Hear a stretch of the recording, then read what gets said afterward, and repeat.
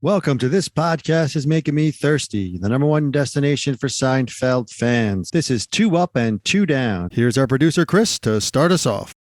All right, welcome back, everybody. And today we got a season 1 episode, The Stakeout. And Chris, what do you got for your first up? The Stakeout season 1. This was the first episode after the Chronicles. So essentially the first episode. 22.5 million people saw this on a Thursday night. Believe it or not, this Thursday night, Cosby, A Different World, Cheers, all reruns. Seinfeld premiered The Stakeout, and then LA Law was after it, another rerun. And they dominated the ratings. Beat the NBA conference finals. Unbelievable. So here we go. 2 up, 2 down, The Stakeout. I'm going to go, I'm tough on Jerry a lot, but I got to tell you, Jerry had some balls on him to show up at that elevator with his dopey friend George, not knowing if his girl Vanessa was with that guy. I mean, when you're watching this, that looked like the boyfriend, arm around, little chit chat. I know she was flirting with Jerry, but a lot of balls there by Jerry. I give him a lot of credit. And then obviously, you date immature men, and that was nice funny line there. So for me, I'm giving Jerry a thumbs up on his just, obviously the Elaine dynamic. They're friends. That's interesting in this early episode. We'll talk about it, but for him to show up, and obviously with George was incredible. So that's my first up. Yeah, I was going to say that's one of the things I mentioned or wrote down in notes is, just that's what you want from two friends, having each other's back in situations like that. So good one. Tony, over to you. What's your first up? Yes, as Chris mentioned, this is the episode, right? This is the first episode, really, for all intents and purposes, this is the first episode, folks. And it was Elaine's first episode. And to me, Elaine delivers in this episode. I think it's just a really, really good Elaine episode for her, especially for her first episode. They bring her in. She's the ex-girlfriend. They got to set that up, obviously. We know where they're going with that. I just thought we're getting a lot of what Elaine becomes in this. A lot, a wedding, have you lost it, man? I love that line. I go back to that line so many times. I always forget that this is her first ever episode, right? So she's bringing it with that. Have you lost it, man? She's got the poof. She's ready to go to the wedding with Jerry. It sets everything up perfectly when she's in the cab with Jerry. She's all pissed off. That's great. I mean, Elaine had to deliver in this. She had to be the ex-girlfriend / friend. She had to play both sides of it. She had to be cool. Even at the end, when she got the boyfriend and she, ribs Jerry a little bit, and he's pretty funny too. And that's where Jerry gets mad, the whole thing. I thought this is a solid Elaine episode. Her introduction to Elaine, she brought it. She was not going to let this opportunity slip by. We know this. The other characters were kind of one-offs. She had her chance. She stuck with it. I think Julia delivered. I'm just going to give her my up on this one, and I know I'm taking a big one, but I think she was so good and needed to be good, and she was, and that's my up. No, I think that's a well-deserved up to Elaine there. So Chris, over to you. What's your second up? Yeah, you forget it's Elaine's first episode ever, and I love that you lost it, man. Incredible. But this, a lot of my partner might not like this one, and a lot of you fans out there, but give credit to an up in this episode. Original Morty. I thought he brought it. I mean, how about Lonnie Anderson? It's a funny line. I mean, he was the guy who hatched the whole Stakeout plan. I mean, really good stuff, and he was taking some jabs at Helen there. Listen, they didn't keep him for a reason. I get it, but I wouldn't have been upset because he didn't have the robust personality. Obviously, we fell in love with Morty number 2, but for the first episode, old Morty, like I said, you turn it off. Am I uncomfortable seeing him like I perhaps am with the first Lipman, or I like the first Frank too, so I don't want to go there too much. But for me, I like the Lonnie Anderson line. Maybe that's what got me. WKRP in Cincinnati obviously was going on at that part. clearly she looked nothing like her. But nevertheless, funny line. That's what made it funny. So for me, I'm gonna throw original Morty, a bone here. All right, yeah, good call there. That actor was Philip Burns. Oh, I'm sorry, Bruns, who played Morty there. So you shout out to him. And Tony, over to you. What's your second down? Oh, second up. Um, Second up. yeah, my second up. Listen, uh, O'Hara touched on it early on with Jerry and the balls and bringing his knucklehead friend. This is George. I mean, yeah, O'Hara touched on this. We got to keep reading. This was the first episode, folks. I mean, George George in the Chronicles in the pilot we talked about. Well, I think we did a two up and two down on this. He's not George. He's like the winner in that episode. He's telling Jerry what's going on. Signals, Jerry, signals. He's all, but then they realize, I don't know what happened. Larry David must have been like, "What's going on? We got to have." And then George becomes George in this. Obviously, the first Vandelay mentioned the whole. I forgot who I am. Who am I? Best line: railroads. Don't engineers do that?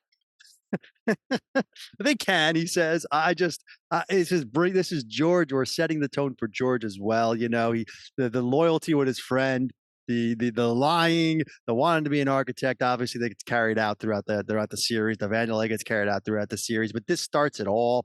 To O'Hara's point, George is going to miss this. What am I going to do? He skips out of work. Doesn't need to show it up. Hey, I'm going to go with you to this thing. I got to be here for this. Love to see it. We start to see more of this in the phone message in season 2. But this starts it all. This is George, going along, being the wingman for his buddy, ready to tell the lie, wants to be the architect, but then forgets who he is. Who am I? When the whole thing. Great back and forth with Vanessa with the whole railroads thing. I always get a kick out of that. So that's my second up is George. I think I'm giving one to Elaine and one to George, and I think they both deserve it. Yeah, definitely. George deserves credit in this episode as well. So, Chris, we're going to do the downs now. What's your first one? I have a decent amount of downs. So I'm really struggling with this. I'm giving ups for the parents, but my down might actually be that as well. Like, I didn't need the parents right away. Like, let the show breathe without introducing parents yet. Okay. And then that whole like long conversation Jerry had with the parents, I get it's foundational. They had to talk about the Elaine stuff, but they could have had that conversation with George or even Kramer to some degree. I didn't need Helen and Morty, first off, sleeping on the couch, which I didn't get either. It doesn't even have one bedroom, and Jerry says he was sleeping at Kramer's. So I don't know what's going on there. Like, the room's in the back. Am I wrong? So I like Morty, but I didn't need the parents here. Like, this was important. This was important to get a lot out of these characters. And to Tony's point, is like Elaine was the only one shining here to a higher degree. So for me, that's my first down. Is just kind of the framework of the show and bringing in the parents right away. Episode 1 like this. A little too much. I think the characters needed to breathe and didn't need the parents there. All right, yeah, that's a good observation there. So I agree with that. Tony, over to you. What's your first down? Yeah, great observation. I wrote down the same thing. Jerry says, "I'm staying over at Kramer's." Well, you have a bedroom. What are you doing? It made no sense, especially as we know he would never stay at Kramer's if he had a choice later on. Obviously, we know that. Um, Excuse me. So my down is actually, well, O'Hara's up there a little bit and even more. I'm going to pile on a little bit because I thought, to O'Hara's point, if you want to have the parents, fine. I think there's a reason they didn't use the dad further on. I thought not only was the dad not great, he wasn't a character. He was just a guy. He doesn't have the face and the mat. He just didn't have a characterness to him that we get from Morty and that we get from eventually Frank. But so the dad was a down. Plus the Uncle Mac. We don't have real Uncle Leo yet. We don't. It's Uncle Mac. That guy was not good. Based on my experiences, the whole thing there. Cousin Artie Levine, John Cougar Mellencamp. I didn't like that whole thing. All of Jerry's family really kind of was a big down for me in this, and I'm glad they ended up not using them. later on. I think they found a little bit more to go with Leo and things like that. Maybe that's what they were hoping for with these guys.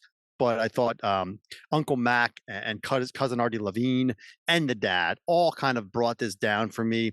To Harris' point, I think if this was later on, they would have had maybe Kramer tell Jerry about the whole stakeout thing, not the dad. Howard mentioned the dad hatched the idea. That's why they were there, maybe to carry that through. And then the wedding part, they needed the family there. So I'm not so much down on the fact that the family was there. I just didn't like the characters. That's kind of what brought it down for me, that they didn't bring anything to the table, those characters. I think they tried to, but I think they fell flat. So that's my down. Yeah, yeah, good points there. So Chris, over to you. Back to your second down. And it's already Levine. And here's the thing. I think I think you're knowing what you know. So the way I'm trying to grade this is watching it for the first time. So my interpretation of Morty there was that he had those funny lines, blah, blah, blah. Of course, we know what Morty became. He's hilarious and he became a character. I know, and it's hard to grade this knowing that because that's in the back of your head. Same with Uncle Leo, the whole thing. So, okay. Second, yeah. So, we talked about Elaine. I kind of got upset at Elaine. Like, was it the cab ride? That was a little long too, but she's so mad at Jerry. Like, Jerry's doing her a favor going to this stupid dinner at the bar. Or it's like, I don't know what it was. They're sitting down and going to a bar, but whatever. Like, let him flirt. Like, you guys establish yourself. You're breaking up. I know it's foundational. I get it, but it became like you could feel it getting a little deep, and I didn't like that, from Jumpstart. Like, again, it's a show about no hugging, the whole thing, and she shouldn't even care and get upset. And just it was a little awkward in that sense. From the opening scene, which Tony mentioned, I think Elaine knocked out of the park, it was just dragged on a little too long. I think they could have got snappier explaining, those two, what the situation was, rather than dragging it on and then dragging it to the cab. So I didn't like some of that early chemistry and explanation of their relationship early on. So that's my second down. All right. Yeah. Thank you, Chris. And then Tony, give us your final down here, please. Yeah, I wrote that down, by the way. Like, they're at this fancy restaurant with the piano playing and everything. Aren't they like in their early 30s at this point? Like, just go to a bar, hang out. There was a weird dinner dynamic. They're all wearing suits and stuff. Didn't get that either. Um, my second down, and I get your point about you got to look at it as is, but these are all things that I thought about even watching it live. You're thinking like, am I going to keep watching this show? First time I'm seeing it, right? They like so I didn't like the family then either. So I will say that, but this part may be a little bit leaning towards what I know later, but I still think um, there's not enough George. Um, and we get him late, very late. To O'Hara's point, that long conversation with the parents maybe could have been quicker. Give me a little bit more George. He could maybe instead of the Elaine cab ride, Jerry goes back to Monks, which we're not doing that Monks conversation with George yet in this episode, right? So this is when we could have used it. To O'Hara's point, we don't know this yet, but I'm just kind of saying there's not enough George. And obviously there's not enough Kramer, but that was kind of always my take. And also at the beginning, we didn't really get a lot of Kramer. This is the first time it's Kramer for all those out there, obviously with the trivia and everything else. So really what my down here is as much as I like the establishment, and I'm not going to knock this episode too much as a first episode because I like it a lot. I am going to say my down is George is George in that scene I described, but he's not the George that we really want in this episode. I think he could have done a lot more in this. They just didn't give him enough yet. And that's just what happens when you're early on. They're setting Elaine up more. Maybe take out some of that family crap that I mentioned and give me more George conversation. I mean, this is a perfect Jerry George conversation about Elaine and are we dating, are we not dating, all that kind of stuff, and that could have been a good play there, but we didn't get it. So that's my down. All right. Yeah. Thank you, Tony. Yeah, that's good points there as well. So let's go back to Chris and wrap it up with grades and thoughts here. What do you got for the stakeout? All valid points there, and it's knowing what we know, right? I mean, Sagman, Bennett, Robbins, Oppenheimer, Taft, iconic. Have you lost it, man? Iconic. The elevator, introducing Art Vandelay, iconic. Okay, let me get those iconics out of the way. You mentioned it, Artie Levine, Jerry Cooker Mellencamp, High Finance, Bulls Bears. Uh, a lot of these scenes just dragged. Right? It was listen. We talk about Jerry and Elaine only episodes, right? There's some powerful ones, right? Or down in Florida, obviously Tony made that an A+. This certainly is not that. I felt it just. How do I put this? They could have made this much tighter, but again, this is the second episode. These guys don't know what the hell they're doing, and they're trying to explain this relationship. I think they failed at it, and they had a gem in George and a gem in Kramer, didn't even use them, right? To your point, and I like a little bit of Morty, but they were using the parents and the cousins and people we didn't need. Let's listen, they hired that for a reason. Use them. They didn't do that. So, and again, I know it's foundational. I know it's Larry and Jerry not know what the hell's going on yet. And they're finding their way. And believe me, I guarantee you, the network and Castle Rock, they're probably all over them for this. Well, we have to explain this or that. So I think they struggle with that a little bit. And believe me, they found their way fast. I have two grades. This is hard for me to do. I have to be tough grader here. And I'm not turning this off. It's not one of those episodes, okay? Stakeout's a C-. So, a little low, but I got to be fair. After analyzing this and all the things Tony mentioned, a couple lines from George, it's not lifting it up. Elaine is a rookie here, brought the weight. Jerry kind of flatlined. I gotta be fair. So, Stakeout, second episode, C-. All right. Well, thank you, Chris. And Tony, let's get to you. Well, what do you got here? Wow, no sentimentality here, huh? Just a hard-nosed grade. Damn. Ouch. Okay. Here we go. Listen, I mean, no, it's not the pen. And the pen just had Elaine and Jerry, and I gave that an A+. So we're not going there, obviously. But I mean, at the time, this was as good as a sitcom gets. To Harris' point, I mean, they had to set this up, right? They set it up well. I got sentimentality up the yin yang on this one. I love Vanessa. We didn't really get to her too much. I think she's great in this. Very cute, very flirty, just so good with Jerry and the whole thing with George. Quone. I mean, yeah, we didn't get any Kramer, but Quone lives on forever. I mean, Quone's one of the top all timers for me. Just one of those ones that always stuck. Patient patient gets disruptive. You quone him. Medical dictionary. Simon Bennett and Oppenheimer Taft. I mean, the whole thing. Jerry in the inner monologue early on. That's what they were doing. Oh my gosh, he's unbelievable. He just keeps repeating it to himself. Simon Bennett, Oppenheimer Taft. Who am I? Rich Little. High Finance, Bulls, Bears, people from Connecticut, another great line. I mean, there's good lines in here, good foundation. I mean, I was gonna go. I got a couple of written down. I'm not going as low as O'Hara. I think sentimentality plays a big part in this for me. I like the opening stand up with the checkbook. If you were around back then, my mom used to always write check path mark. But what's going on? It was a crazy thing. Listen, maybe I'm too high on this one, but I'm giving the Stakeout a B-.